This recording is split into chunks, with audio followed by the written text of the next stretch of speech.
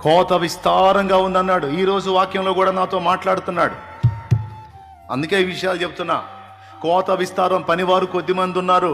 కోత పనివారి కోసం యజమానుని వేడుకోమని ఈరోజు ఉదయకాల ప్రార్థనలో కూర్చున్నప్పుడు దేవుడు నాతో మాట్లాడాడు వాక్యంలో నుంచి. అందుకే చెప్తున్నా, కోత విస్తారంగా ఉంది. బాధ్యత లేని వాళ్ళకి ఎంతకాలం ఉంటావు నువ్వు? సేవకు రాకుండా, సేవ చేయకుండా.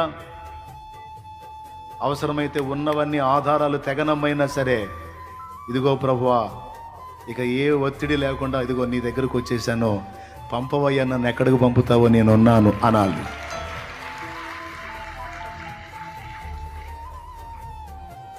అలాంటి వాళ్ళ కోసం చూస్తున్నాడు యేసయ్య.